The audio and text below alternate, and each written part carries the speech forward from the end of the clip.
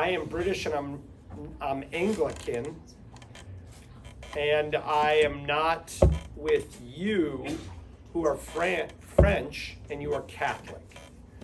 It's a more separation between nations.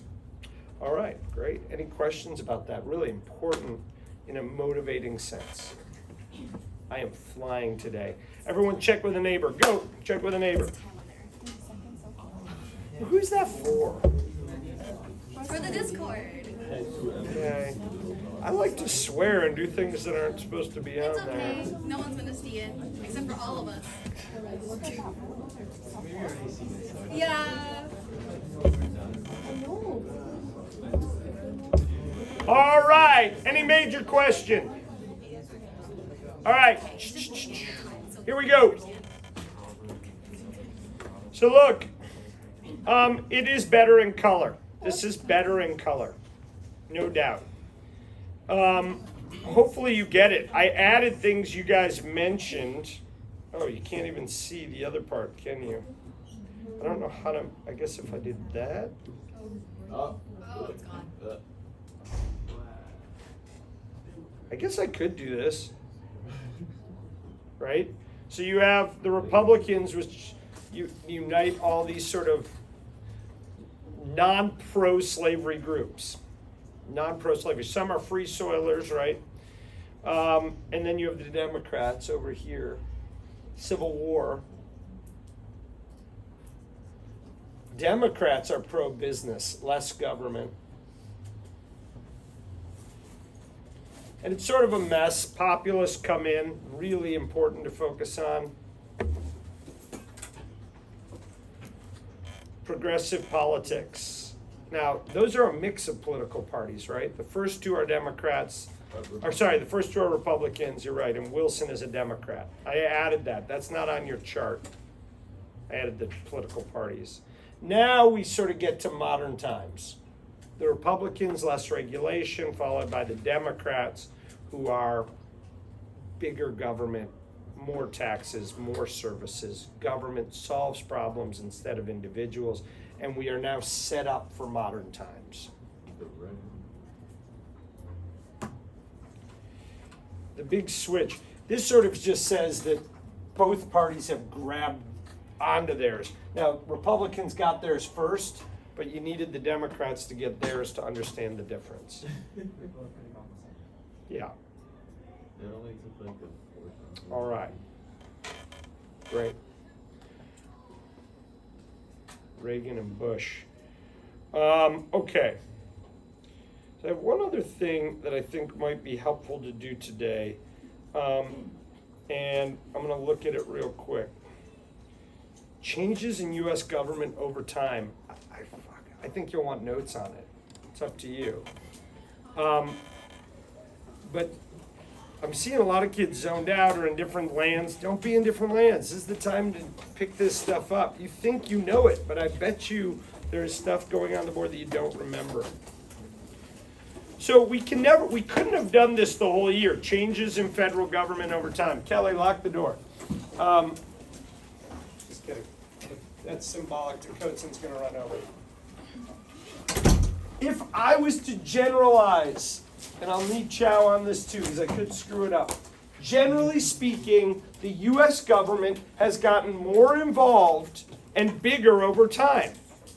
More regulation. Now, wait, what about Reagan? Yeah, but he didn't get rid of Social Security. He didn't get rid of the SEC, Security and Exchange Commission. He's not getting rid. He reduces unemployment. He doesn't get rid of it, right? So generally speaking, our government has gotten bigger over time. There's moments when it dips back. Jefferson got rid of everything, right? So it does dip back, but generally it gets bigger. First, it brings the states together. And it adds the Bill of Rights.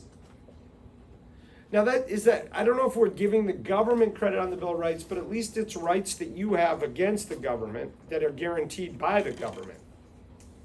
Freedom of religion, tariffs, Those continue the whole time. Right. If there's anything that continues the whole way, it's tariffs, except for maybe NAFTA, the North American Free Trade Agreement under Bush and Clinton that we still have today that keeps us trading with Canada and Mexico. Hamilton's Bank of the US. Yes, Jackson gets rid of it. Other than that, and when it's gone, it's here. We call it the Federal Reserve today. But it's this expansion of government. We expand our borders different ways, through war, through treaty, imperialistic, taking another country's land outside of North America.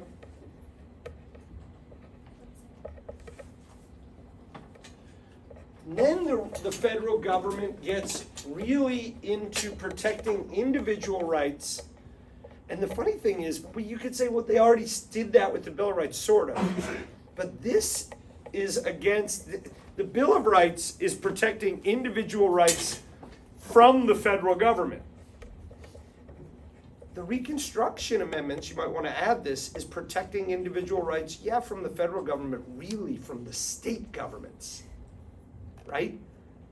This is to make sure states in the South treat people of color more fairly. It's the federal government saying your rights should be guaranteed against the states. And that's what Roe v. Wade was, right? That said you should be able to get an abortion in any state. And the Supreme Court says no, each state should decide. Regulation of business. That starts with the progressive presidents. But these never go away. We still have meat inspection. We still have pure food and drug. Trusts are illegal. Monopolies are illegal still. Mac, you getting all this? Just memorizing it. Great. New Deal. And the New Deal is the biggie, right? That's the giant one. And if we were to just summarize the New Deal, I'll go back to the other one in a second. If we were to summarize the New Deal, it's regulation of business, creating the government creating jobs, the government making infrastructure. I told you the bridge in my hometown was built by a family and they collect the toll. But the bridges here are built by California and the government collects the toll. And the federal government subsidizes it. Now, did they already do it? Yeah, the National Road, the Erie Canal, those were subsidized federal projects. Henry Clay's American System. But it just got bigger and bigger. Individual, social, caring for society, providing resources for poor and elderly, Social Security, federal housing, welfare, price and wage guarantees, unions should have a right to exist. Now, why are two of them crossed out? Supreme Court said you went too far in the New Deal. You shouldn't be able to control prices. Now, we still do farm subsidies, but they said they went too far with the AAA. So I am trying to make an argument that the federal government has, generally speaking, gotten bigger and more powerful over time. Who is rebelling from it? Reagan.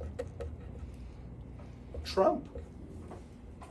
You could argue Trump is rebelling from bigger government. You could say, well, wait, Coatson, he spends a ton of money. He did tax cuts, but he spent money, yes. But he installed 3 justices on the Supreme Court who want to push decision-making back to the states. What amendment says they should? 10th Amendment. If you don't know that, you should write it. 10th Amendment pushes these things back to the states. So if anything is lost over time, it's, I would argue, state power, aka the 10th Amendment, has been pushed aside, not recognized. What other amendments were pushed aside and not recognized? Reconstruction ones, through the Jim Crow era, right? Through the Jim Crow South. If you need to write that, ignored by the Jim Crow South. I don't know what the right word is. Ignored, reduced in importance. Now, The federal government doesn't stop with Reconstruction when it comes to guaranteeing individual rights, because we have the 50s and 60s and we have the civil rights movement, and the two biggest ones, and you have to memorize them and you have to have the year. 1964 Civil Rights Act ends what? Segregation in public facilities. And then 1965 Voting Rights Act ending voting discrimination in the South. LBJ is for both of these, although of course it was JFK who wanted that.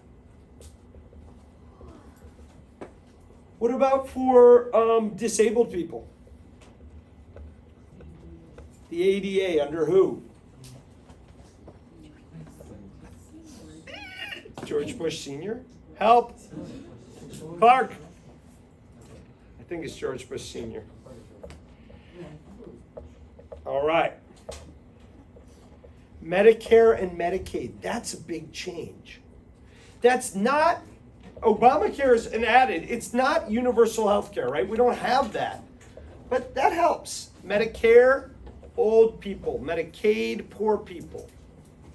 Under LBJ. I mean, it's amazing how much is under LBJ, and how many terms was he elected president? One term, and he got 6 months from Kennedy. Thanks, Kennedy. That's not, I shouldn't even joke. All right, the environment. That expanded under Teddy Roosevelt, expands under Wilson, the EPA under Nixon. But there were some decreases, right? The yellow, the reds are decreases. Reagan and Clinton decreased funding of social programs. Not all social programs. They didn't get rid of social programs, but they lowered the amount of funding in social programs. Now, we couldn't do this slide until more or less now, right? Because we didn't have the full picture. We could have done it a little bit over time. And man, would this be a gnarly AP question, an awesome one.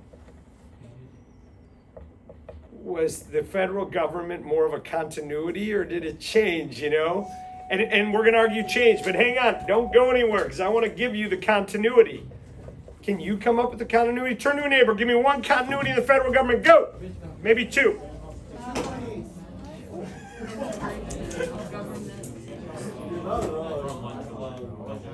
Yeah. What stays the same the whole time? Generally two political parties. I like that. All right, here we go. You want to write these.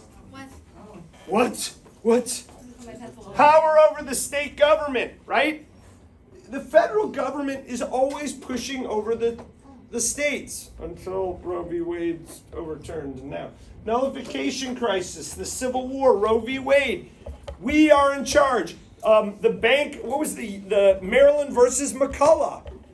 Can Maryland tax the U.S. bank? No, the U.S. bank is the federal government. Federal power over state power. It's dominated by white males. Thanks, Obama.